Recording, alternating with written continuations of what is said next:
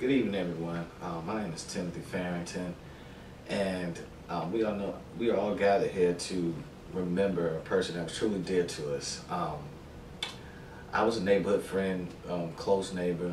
We all used to just do a lot of crazy stuff growing up as a child.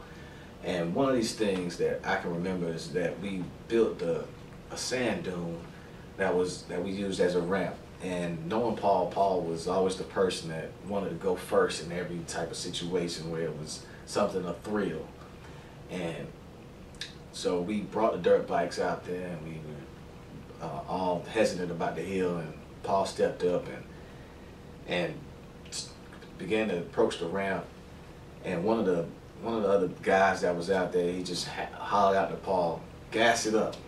And as Paul hit that ramp and he elevated up in that air, his hands came off the handlebar and his feet flew back behind the chair of it, and we all was just amazed and astonished of how high up he was in the air. And as he landed and came down, all I could think about was, man, I hope he doesn't break nothing, because I'd be something hard to explain to his mother.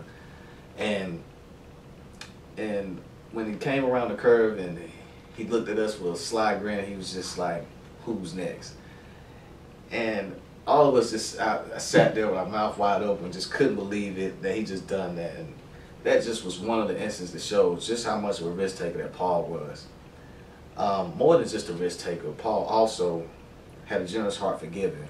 For on that day of November 30th, 2013, he was on his way to a charity event for a worldwide benefit for the victims of the typhoon in the Philippines. I know Paul's looking down on us right now, doing some sort of trick in heaven, being the first person up. But instead of sand dunes and hard ground for landing, this time it's just clouds to cushion the fall. We all love Paul, and we all will miss him. And I'd like to thank everyone for coming out today to remember Paul. Thank you.